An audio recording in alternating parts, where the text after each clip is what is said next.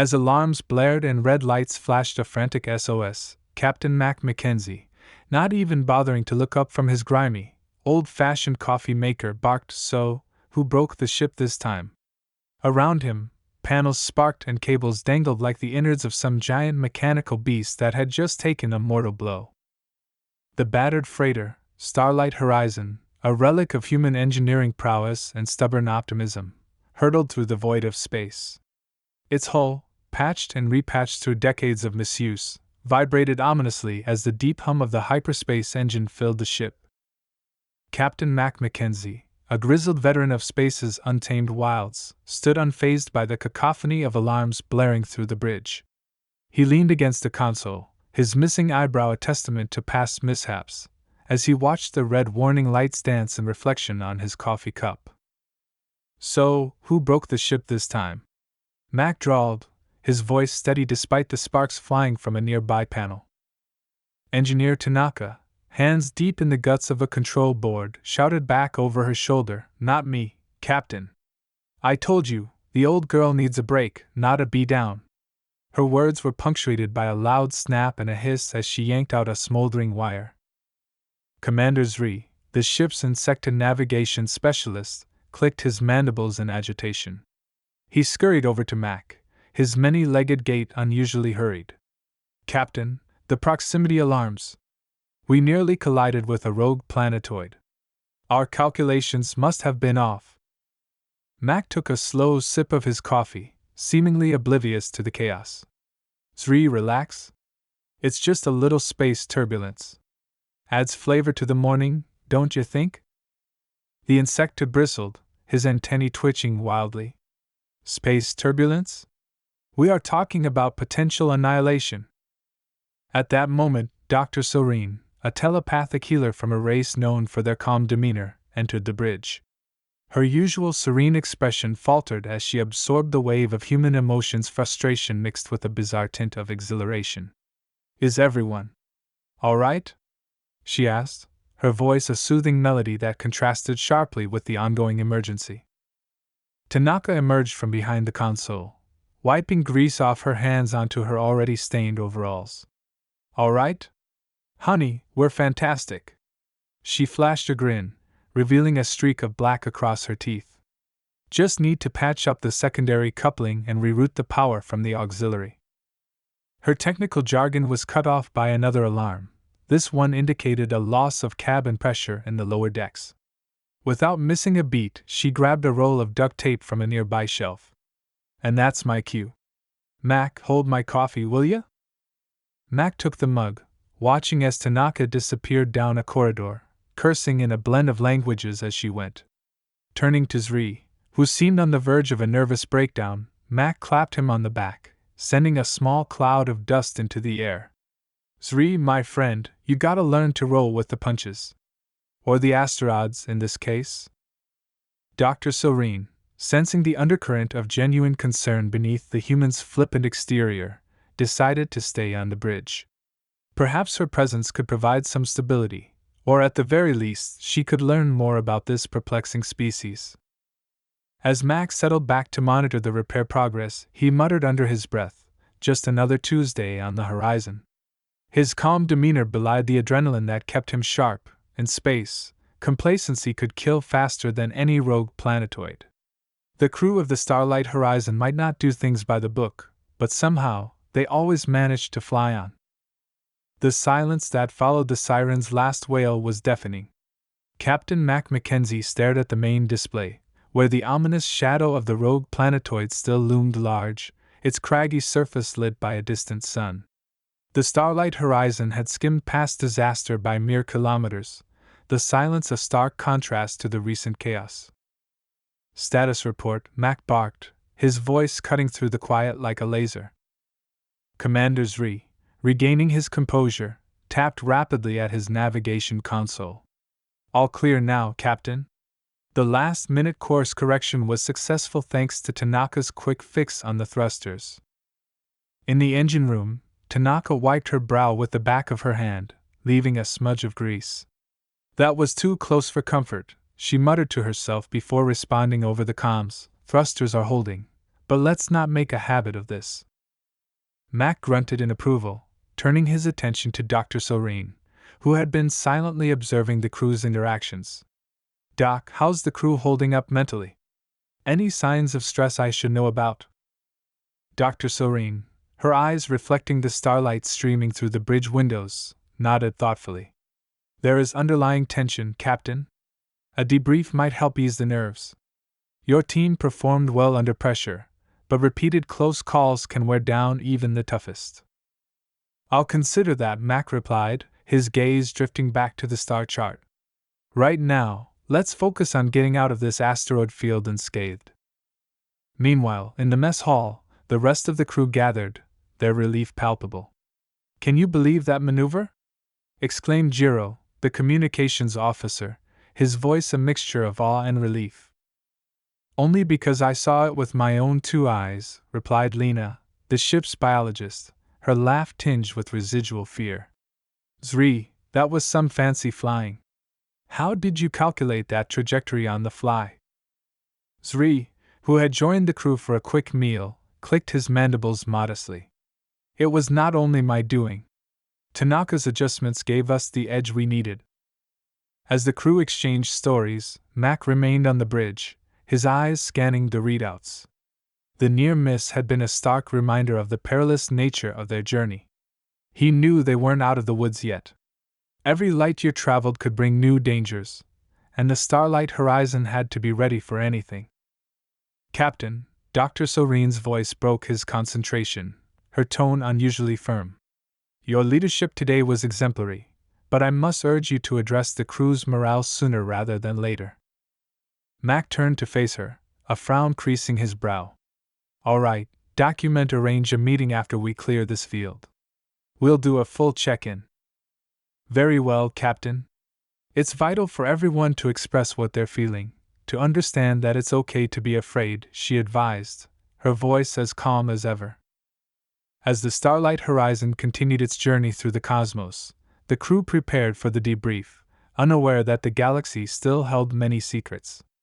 Their survival depended not just on their technological prowess, but on their ability to face their fears and forge ahead as a unified team. In space, where the dark is endless and the stars watch silently, humanity's spirit and resilience are the true navigators. As the emergency lights on the Starlight Horizon flickered back to normal, the ship steadied herself, having narrowly escaped cosmic demise. The crew moved about with a rhythm born of countless similar escapes, each performing their duties with a casual disregard for the dangers they had just faced. Captain, you really should consider updating these navigation systems, Sri insisted, hovering over a console that looked more antique than cutting-edge. His multiple limbs moved with a fluidity that starkly contrasted the jerky, almost comical, adjustments Tanaka made to the ship's engines. Mac watched them both, a low chuckle escaping his lips. Sri, updating's what got us into this mess. New tech doesn't always mean better. Sometimes, old and reliable is what keeps us flying.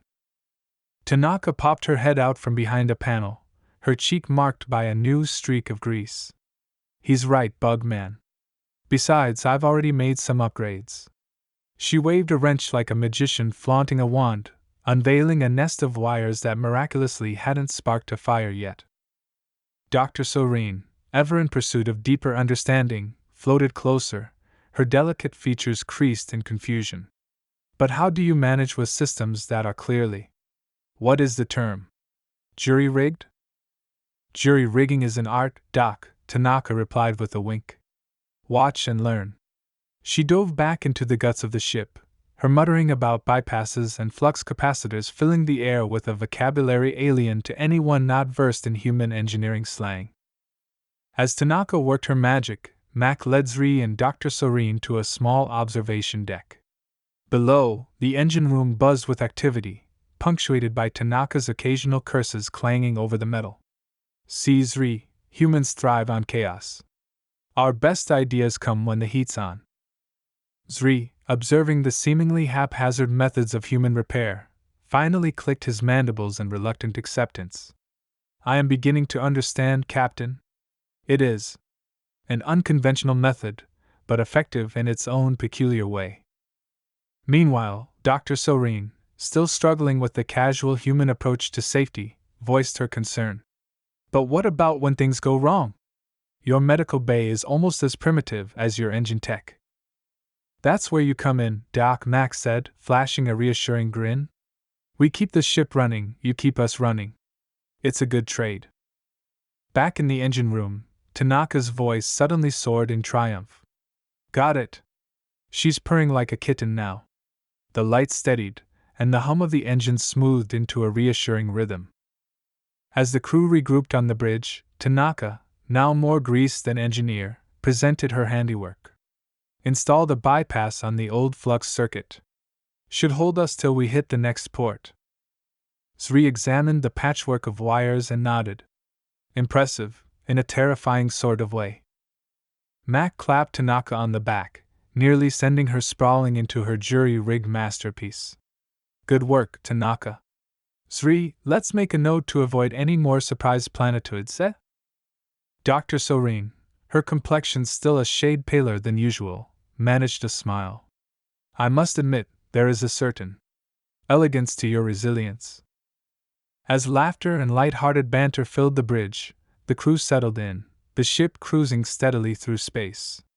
They had survived another day in the void, their spirits unbroken, their bonds strengthened by more than just their close calls.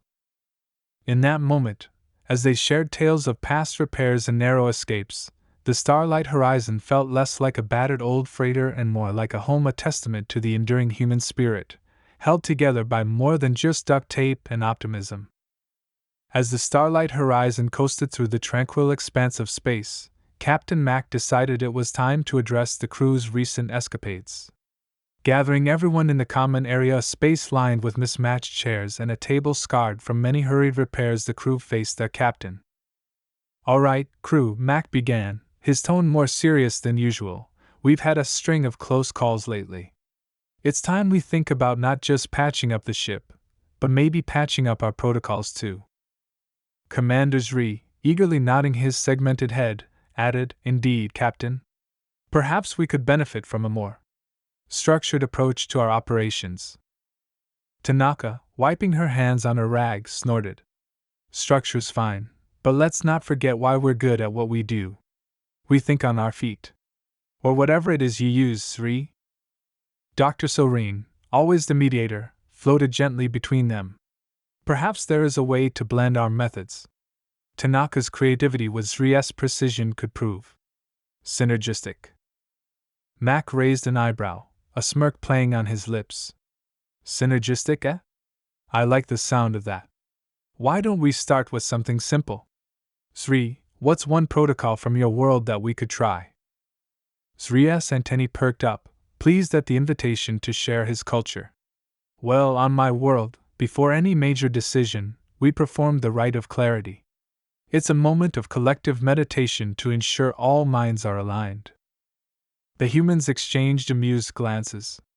Meditation wasn't exactly in their repertoire, but the notion wasn't unwelcome. All right, why not? Mac conceded. Let's give this rite of clarity a shot. The crew arranged themselves in a loose circle, mimicking Zri's posture. The commander began instructing them in the deep, rhythmic breathing of his people, a technique meant to synchronize thoughts and calm the spirit. As they each closed their eyes and followed Zri's lead, the usual hum of the ship seemed to fade into the background. Even Tanaka, always restless, found a semblance of peace in the steady cadence of her breath. Minutes passed, and when they opened their eyes, there was a collective sense of calm they hadn't realized was possible amidst the constant chaos of their lives. That was actually pretty refreshing, Tanaka admitted, looking slightly surprised at herself. Don't think I've been that still since I was born. Mac chuckled. Seems like we might have something to this mixing of ideas. Serene, any thoughts? Dr. Serene, her expression serene, nodded. It was beautiful to sense everyone's energies align, even if just for a moment. It reminds us that despite our differences, we are connected. Encouraged by the success, Mac proposed a new daily routine. Let's incorporate this rite of clarity into our mornings. Might help us start the day on the right foot. or claw, or whatever? As they disbanded, returning to their duties with a lighter step, there was a newfound appreciation for the strengths each brought to the table. The Starlight Horizon wasn't just a ship, it was a melting pot of galaxies, each crew member a vital ingredient. This experiment in cultural exchange, albeit small, planted seeds of change among the crew, weaving new threads into the fabric of their dynamic. Maybe, just maybe, this blend of chaos and order could become their new normal. As the Starlight Horizon approached the bustling spaceport of Gondar Station, whispers and rumors of its imminent arrival had already taken hold. Dock workers, half in awe and half in amusement, murmured about the indestructible human ship and its eclectic crew of eccentrics. Inside the bridge, Captain Mac surveyed the flurry of incoming communications, a wry smile playing across his face. "Looks like we're celebrities, folks. They're asking if we need emergency services on standby." Tanaka laughed, tossing her wrench into the air and catching it with a practiced hand. "Tell them we might need a few cold ones for the road, but that's about it." Commander Zri, now somewhat accustomed to human humor, clicked his mandibles in amusement. "I believe our reputation has preceded us. It is both a curse and a somewhat dubious honor." Dr. Soreen, standing beside him, sensed the crew's mixed emotions, pride mingled with a hint of embarrassment. "Your resilience is legendary. Perhaps this attention could be used to our advantage." As the ship docked, a crowd gathered, maintaining a respectful distance as the airlock door hissed open. Stepping out, Mac waved at the onlookers, with his crew trailing behind. A port official approached, clipboard in hand and a nervous smile on his face. "Welcome to Gondar Station, Captain Mackenzie. We've arranged for your docking bay to be isolated, to ensure your privacy and safety." "Much appreciated," Mac replied, his tone gracious yet tinged with irony. "We wouldn't want to cause a panic." The official nodded, missing the jest, and scurried away, his steps quickening as he put distance between himself and the horizon. Turning to his crew, Mac chuckled. "Isolated for safety, huh? Guess they heard about the duct tape." Zri surveyed the crowd, their eyes wide and curious. "It seems we have become a symbol of human ingenuity and stubborn survival. It is unsettling yet fascinating." Dr. Soreen, ever the observer, added, "Humans and their ship are more than a curiosity. They are a testament to life's tenacity. This stubborn survival is admirable." As the crew made their way through the station, whispers followed them. At a local tavern, Mac ordered drinks for everyone, raising his glass in a toast. "To the horizon may she fly as long as we can patch her up." The crew clinked glasses, the sound mingling with the low murmur of station patrons who dared to inch closer, drawn by the crew's infamous reputation. Later, back aboard the ship, Tanaka mused over their new status. "Think we should start charging for autographs, or maybe start a survival school?" Mac, leaning back in his chair, gave a hearty laugh. "Let's stick to flying, Tanaka. It's what we do best. Let the legends take care of themselves." As the laughter died down, the crew settled into a comfortable silence, each contemplating their next journey. They were more than just survivors or mechanics of a patchwork ship, they were pioneers in a universe that was vast and, as they had proven, wildly unpredictable. In the void of space, as stars passed by like distant torches, the Starlight Horizon and her crew prepared for another leap into the unknown, ready to face whatever challenges came their way with a blend of human grit and interstellar diplomacy. Their legend, just like their spirit, would continue to grow, fueled by tales of resilience and the quiet bonds forged among the stars.